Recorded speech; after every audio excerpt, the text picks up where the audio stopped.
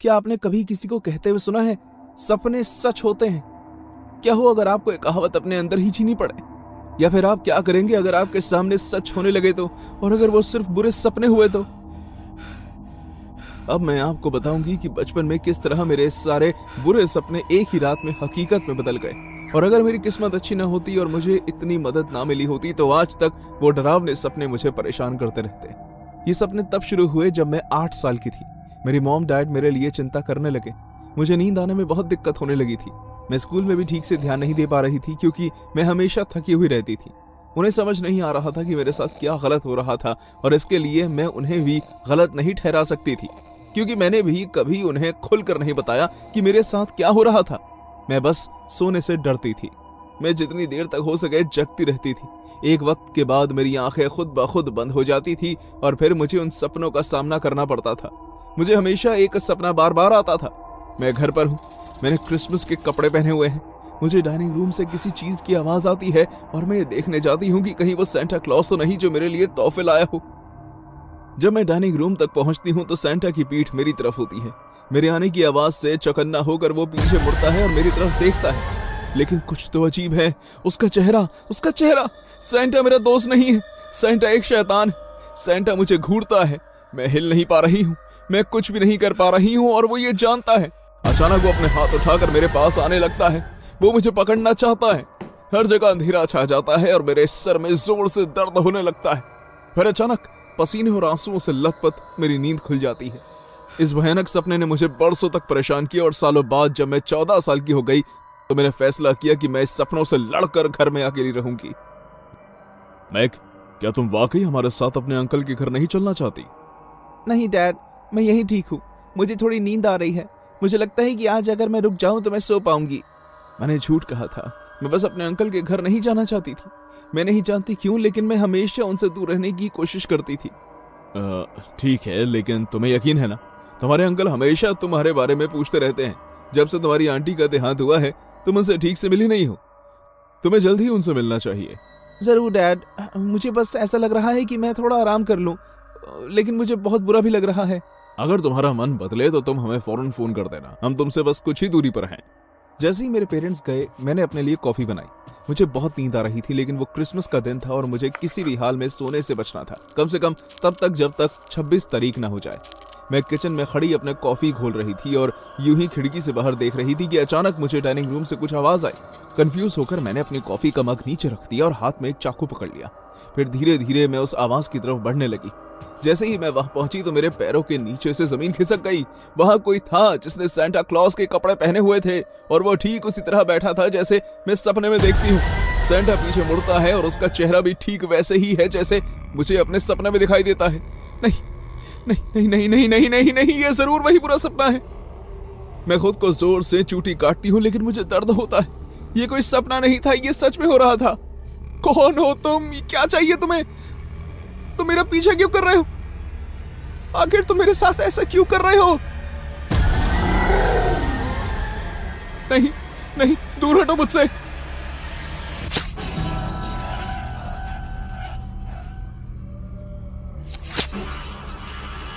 बेशक ये सब वही दोहराया जा रहा था जो मैं अपने सपनों में देखती थी, लेकिन इस बार ये हकीकत थी और मैं उसे अपने ऊपर हमला करने नहीं दे सकती थी।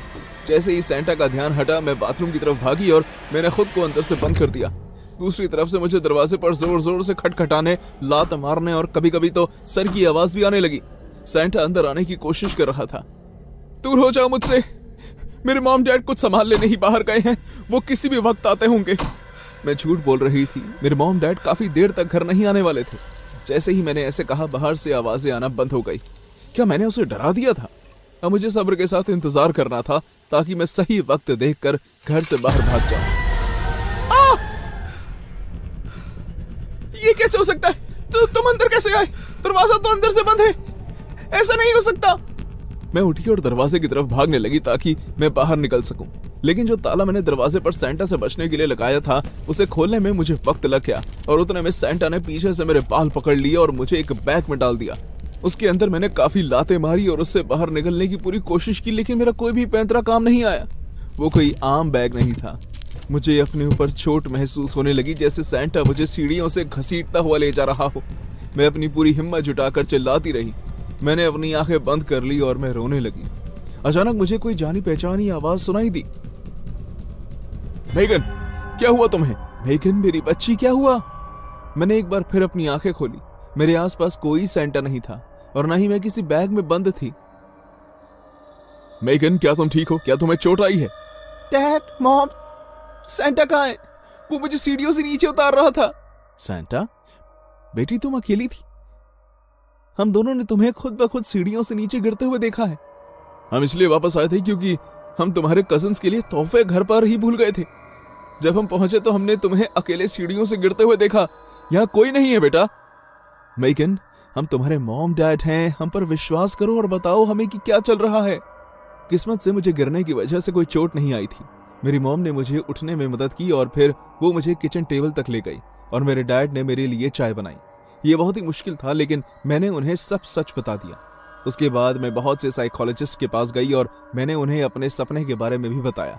बहुत सालों और बहुत सी हिप्नोसिस थेरेपी के बाद मुझे पता चला कि जिस तरह मैं अपने पेरेंट्स से कुछ छुपा रही थी, उसी तरह मैं खुद से भी कुछ छिपा रही थी।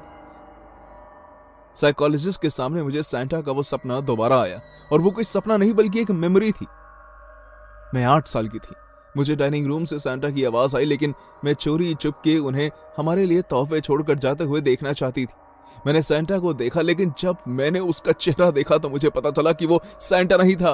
वो सेंटा के रूप में मेरे अंकल थे और वो कोई तोहफे रखने नहीं आए थे, बल्कि वो मेरी आंटी का गला दबाकर उन्हें मार रहे थे जो जमीन पर रो रही थी।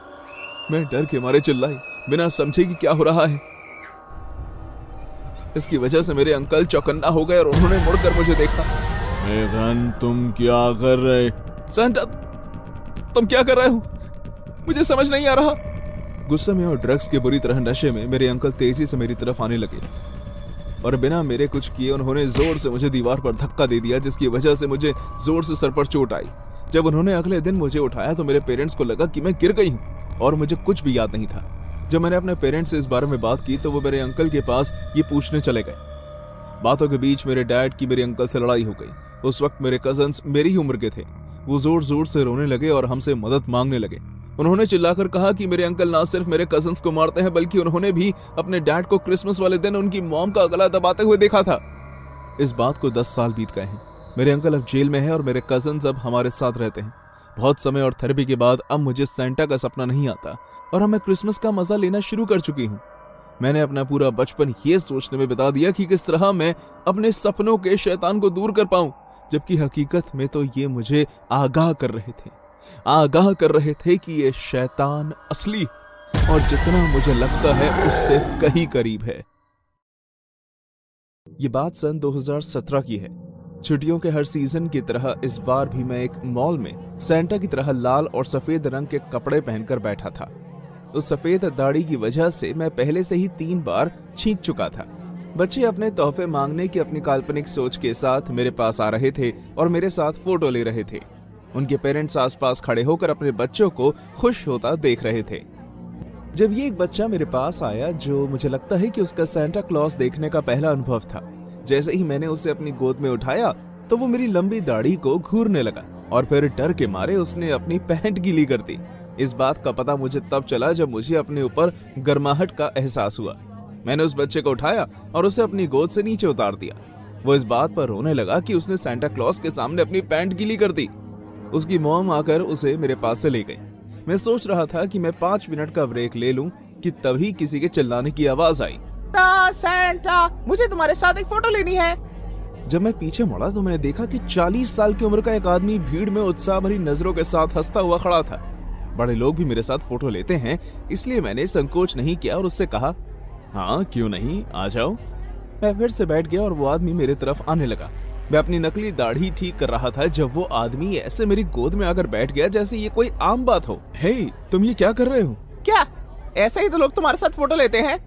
नहीं, सिर्फ बच्चे ऐसे मेरे साथ फोटो लेते हैं, उठो।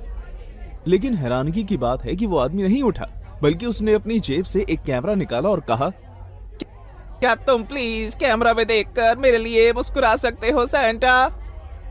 एक्सक्यूज मी, मैंने कहा उठो मेरी गोद से।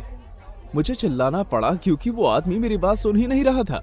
मॉल में आए सभी लोग हमारी तरफ देखने लगे और समझ गए कि कुछ गड़बड़ है। वो आदमी अजीब ढंग से हंसने लगा और उसने कहा, चिंता मत करो, मैं तुम्हारी गोद में अपनी पैंट गीली नहीं करूंगा। चलो अब एक फोटो लेते हैं, ठीक है? अच्छे सेंटा की तरह बर्ताव करो। मैं उसकी हिम्मत देखकर दंग था। वो फोटो लेने से बस कुछ ही सेकंड दूर था जब मैंने उसे जोर से धक्का दिया और वो जाकर जमीन पर गिर गया। उसका एक दांत टूट गया। खून से लथपथ उस दांत को मैंने घूमते घूमते मॉल के सफेद फर्श पर गिरते हुए देखा।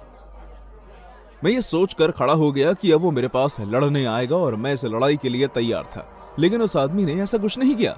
वो वापस से उठा और उसने मेरी तरफ देखा। फिर वो अपने टूटे हुए दांत के साथ मुस्कुराया। उस समय वो एक शैतान लग रहा था। ये अब तक खत्म नहीं हुआ है सेंटा। और फिर वो वहां से चला गया। मैं उस मॉल में अगले 3 घंटे तक रहा, लेकिन मैंने उस आदमी को आसपास कहीं नहीं देखा। आखिरकार मेरा काम खत्म हुआ और मैंने अपने कपड़े बदले और घर की तरफ चलने लगा। मैं पास ही में रहता था, इसलिए मैंने बस का किराया बचाने का फैसला किया और घर की ओर पैदल जाने लगा। सड़कें करीब खाली हो गई थी। बर्फ की मोटी परत और ठंडी हवा की वजह से जब मैं सांस छोड़ता तो मेरे मुंह से धुंध निकलने लगी।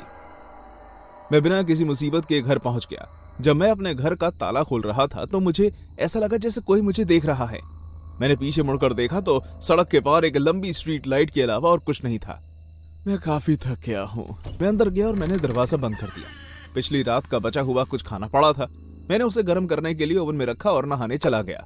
Oh, jingle bells, jingle all the way. Oh, what fun it is to ride in a one-horse, one sleigh. जब मैं बाथरूम से बाहर आया तो मैंने ओवन की बीप की आवाज सुनी। वाह, खाना भी तैयार है। मैंने अपने कपड़े बदले और आखिरकार गरम गरम खाना लाने किचन में चला गया। जैसे ही मैंने ओवन का ढक्कन खोला तो मैं डर के मारे चीख पड़ा।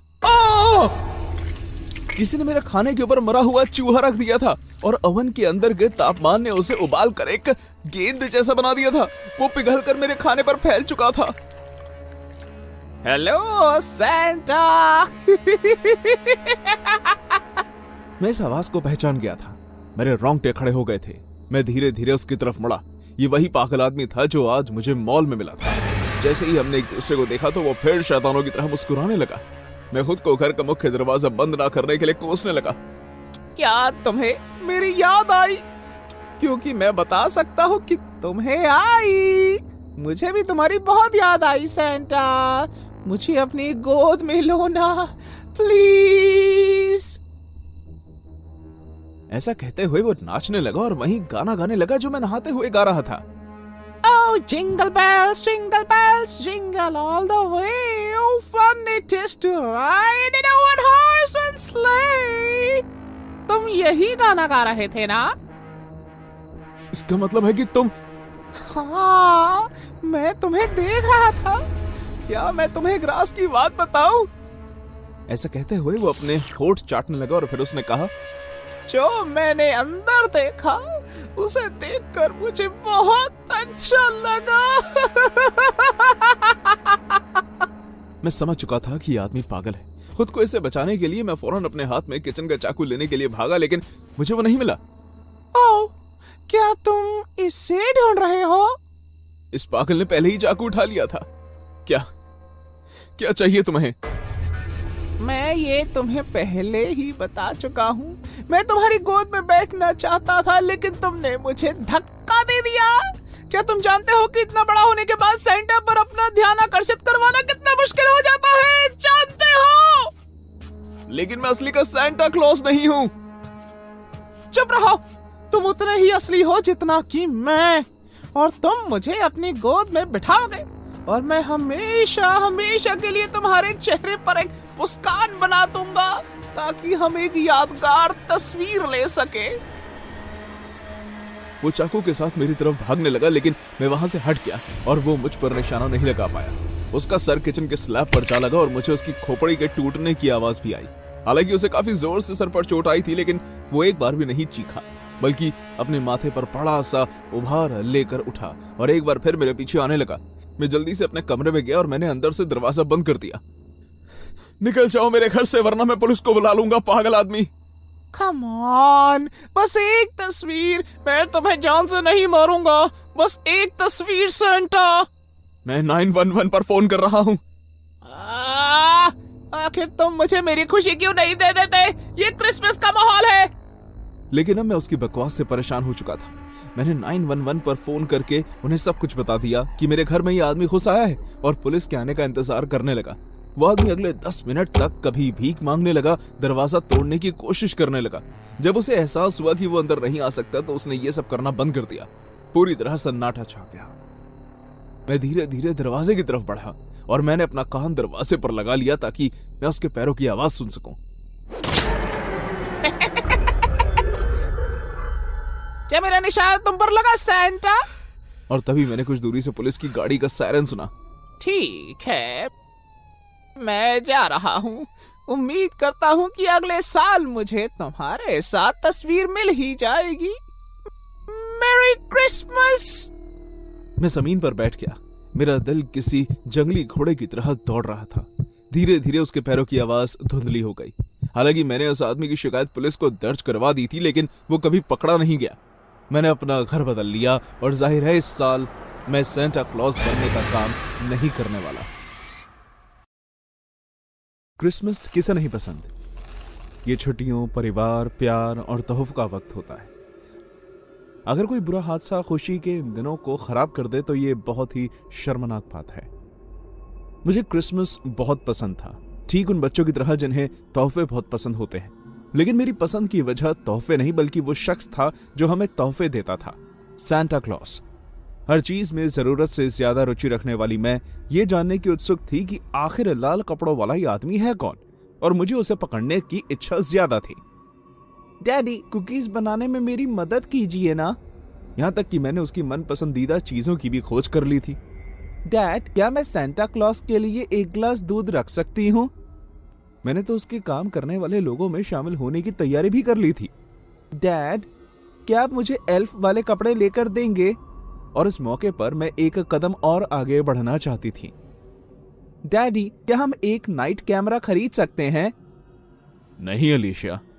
डैड का जवाब सुन के मुझे ऐसा लग रहा था कि मेरा सब्र टूटने ही वाला है। पर क्यों? क्योंकि वो बहुत महंगा आता है। लेकिन मैं सांता को देखना चाहती हूँ। तुम नहीं देख सकती बेटे, वो अदृश्य हैं। अगर ऐसा होता तो मुझे अब तक पता चल चुका होता। ठीक है, मैं तुम्हें सच बताता हूं। मेरे डैड ने आखिरकार मेरी तरफ देखा और कहा, वो इतनी तेज आता है कि तुम उसे देख नहीं पाओगी। मैं बस गुस्से में उन्हें देखती रही। क्या मैं कम से कम जाग सकती हूँ? मैं उसे देखना चाहती हूँ। नहीं बेटे, तुम्हें पता है ना कि हमें वक्त पर सोना चाहिए। प्लीज, बस आज के लिए, सिर्फ एक बार।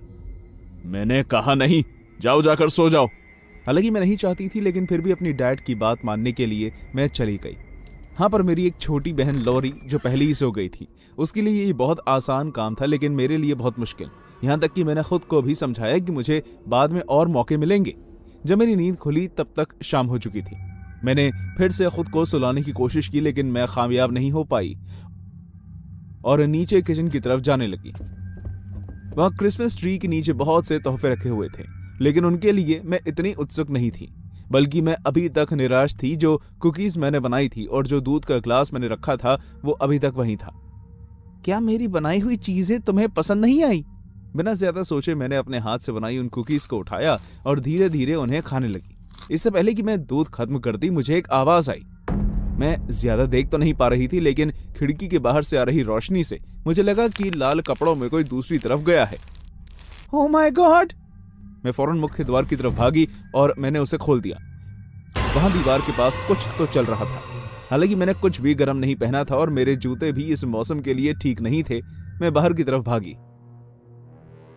सैंटा, मैंने देखा कि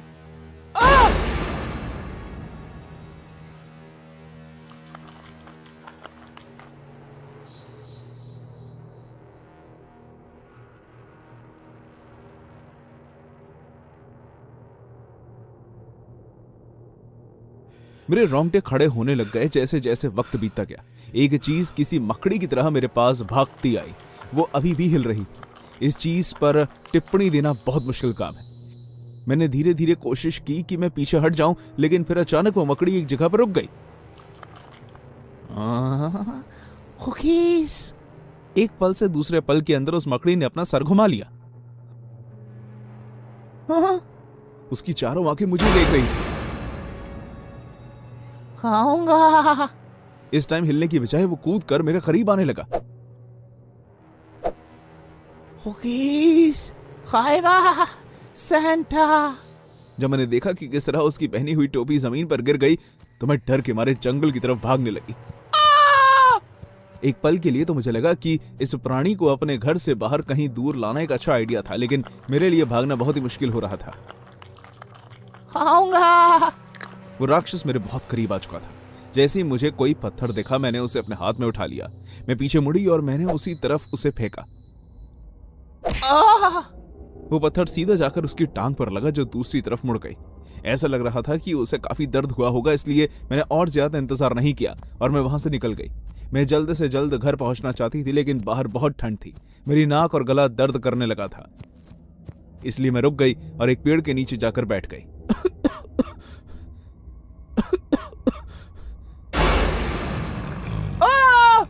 जब मुझे वापस होश आया तो उस मकड़ी की पीली आंखें मुझे अपने सामने दिख रही थी। जब मैंने उठने की कोशिश की तो उसकी टांगे या फिर मैं कहूं हाथ मुझे रोके हुए थे, सिवाय उसकी टांगे जिस पर मैंने पत्थर फेंक कर मारा था। अच्छी खुशबू कुकीज जैसी। आंखों में आंसू भरे मैं खुद को संभाल नहीं पाई और चिल्ला पड़ी। जाने दो मुझे, मैं एक लड़की हूं, कोई कुकी नहीं। मैं अंतर नहीं बता सकता। अगर तुम कुकीज खाए हो तो वो भी वो वाली जो मेरी थी। वो तुम्हारे लिए नहीं थी, वो सांता क्लॉज के लिए थी और उसे वो नहीं चाहिए थी। लेकिन अब मुझे चाहिए कुकीज। उस पल मुझे एहसास हुआ कि जिसे मैं इतने वक्त से ढूंढ रही थी वो मेरे सामने था। लेकिन तुम एक राक्षस क्यों हो? तुम हमेशा कुछ अलग ही उम्मीद लगाते हो। एक इंसान वो नहीं कर सकता जो मैं कर सकता हूं। अचानक वो अपना मुंह मेरे दाएं हाथ की तरफ लाने लगा।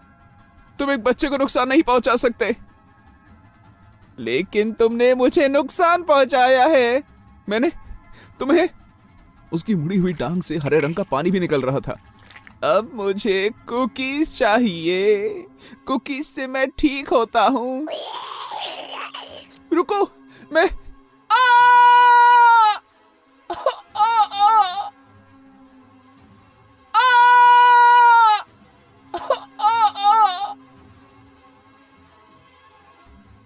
जब मैं दोबारा उठी तब भी मैं वहीं थी, बर्फ में पड़ी हुई। मेरी बाजू सूजी हुई थी और मैं ठंडी पड़ चुकी थी। मैं नहीं जानती थी कि कितना समय बीत चुका था, लेकिन आखिरकार मेरे डैड ने मुझे ढूंढ लिया था। मुझे अच्छी तरह ठीक होने के लिए कई दिनों तक हॉस्पिटल में रहना पड़ा।